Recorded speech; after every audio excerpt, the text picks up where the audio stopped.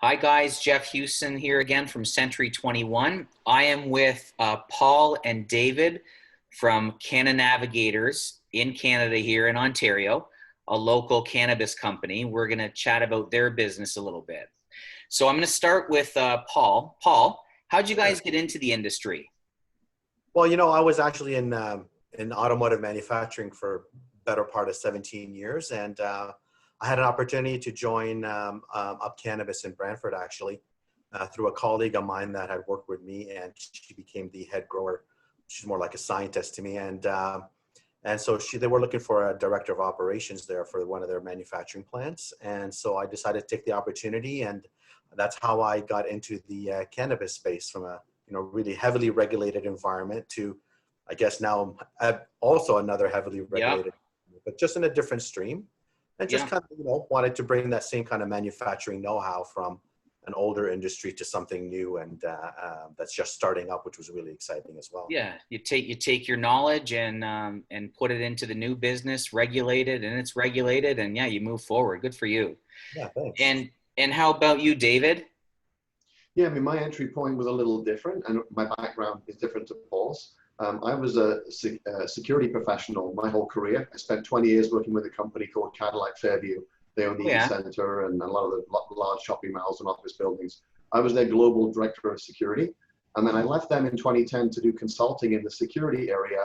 And in 2013, some of the first license holders that were looking to get cannabis licenses when medical cannabis was first legalized in Canada, for the commercial path, they reached out to me and wanted my security knowledge. So I worked for the last 7 years now, first of all, just doing mainly security. And now Paul and I, forming CannaNavigators, we do a broad range of services to support the cannabis industry. We provide licensing, compliance, security, and a range of other services that help really the industry to get into these companies formed and get them licensed and operating to grow cannabis or process cannabis legally in Canada. right. Good. That's awesome. Now, what do people not know about the industry? I'll start with Paul on this one. Yeah, well, that's a great question because I think there's obviously a lot of stigma associated with the industry. That's kind of wearing off right now. But what I really think people don't understand is how much science and technical knowledge there is in the industry. And not just in terms of the growing. I mean, growing is just really one aspect of this industry.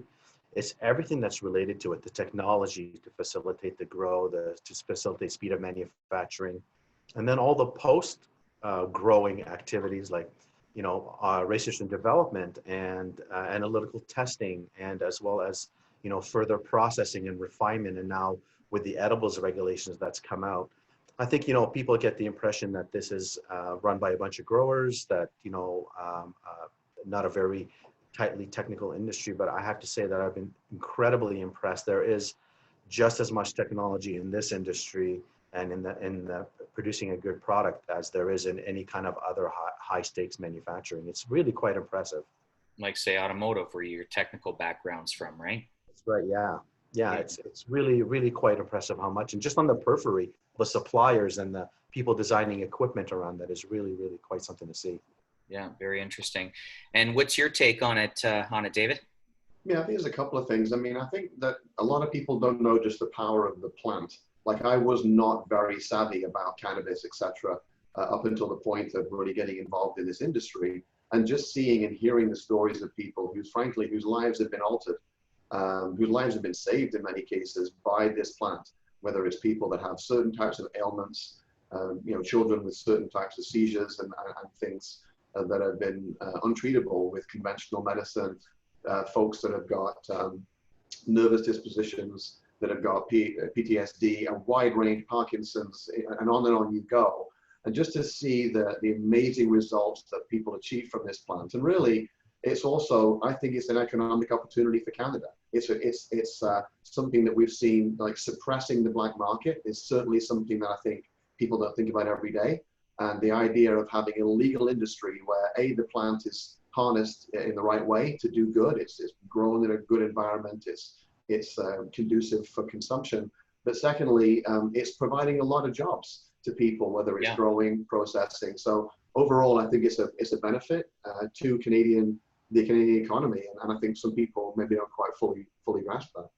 Yeah, just to touch on that a bit, my dad has a really good friend who has Parkinson's, and he uses cannabis to regulate his disease, and just instantaneously he gets like great side effects from, like, you get into the pharmaceutical medicine alone, there's a lot of, things, stomach, a lot of different feelings you get from taking that sort of medication, right? Where cannabis is much different. Maybe the side effects that one medication from a pharmaceutical level is, hurting someone, it won't on this side, if that makes sense. Yeah, Exactly. sure. Absolutely. So where do you guys see things going, Paul? Yeah, well, that's a great question. I mean, I think what the cannabis legalization has actually brought to the forefront is the ability to do kind of medical research on an ongoing basis with products that would have been taboo in the past. So where we're seeing cannabis is now we're seeing a further refinement in the techniques. You're getting a lot more business interest now. So now the entrepreneurs that started up all these companies, now they're being replaced by, people that have been entrenched in the business community and that, that come out of, like, for me, for example, come out of a manufacturing background. They're coming out of other industries. And that's where I see this market going right now. It was on a really high point at the beginning where we are right now. And now we're coming into this reality check era of the industry where things have to get level. They gotta get profitable, and you got to get down to brass tacks and business to make it going. So that's what's going to happen in the medium term here for the industry. And then really from a long-term perspective, we have to look at how this is going to be a footprint, not just for Canada, but for other countries to use for their systems and legalizations and as a template for things like that. So I see a lot more of that coming up for Canada in the future for in this industry in particular. Great. What about you, David? Yeah, I think maybe from a bit more of a global view, I mean, I expect to see more destigmatization and kind of more of a normalization of cannabis as a natural health product, as a medicinal product in some cases, and as a product that can certainly be used for a lot of good.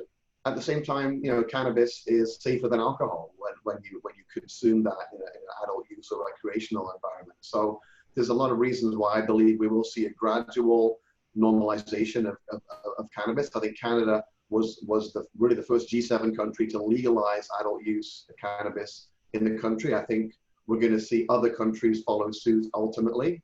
I think we're going to see medical cannabis becoming much more pronounced in the EU, in Southeast Asia, in Latin America. So I expect to see a bigger industry. And I think that the great thing for Canada, where we're fortunate, is that we were at the very beginning of this, one of the very first countries to legalize cannabis, both medicinally and then recreationally. And I think that we have an export market, whether it's our intelligence, our intellectual property, our companies, our research.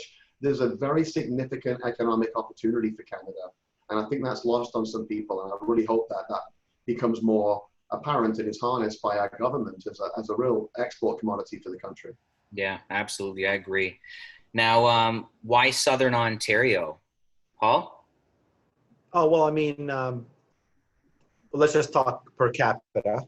There's more cannabis business in Southern Ontario than there is anywhere else in Canada. So per capita, just by the same as the population density, right? And so we just have more here in Southern Ontario. But I grew up here in Southern Ontario, and the access to both the US and the other provinces from Southern Ontario is really incredible. And there's a large concentration of knowledge base here. Where I think Ontario kind of fell behind a little bit was in retail. And just like we're seeing in Hamilton, for example, there was 1 or 2 legalized shops in Hamilton. And now we in the queue, there could be up to a dozen. So we're seeing, Southern Ontario really now taking the lead in terms of their retail. And that was really the last piece, because from a manufacturing perspective, it was the most. Yeah. It was the least from a retail perspective. And so now that balance is that balance is coming up. But Southern Ontario, really because of the access and the density and concentration of the knowledge base here in Southern Ontario, is what really makes it a hotspot for the cannabis industry. Right. Yeah, I'm seeing a bunch of stores opening up just recently in the last 3 months, all around where I'm kind of in the suburbs in Hamilton. But yeah. So David, do you have any take on that? Anything you want to add to that? Yeah, I mean, look, there's a fairly mature cannabis consumer in southern Ontario. You know, the government's objective in legalizing adult use cannabis was to suppress the black market, and certainly, Southern Ontario has got a fairly high ratio of cannabis consumers. I think now that we're seeing the stores ramp up, that's a great thing.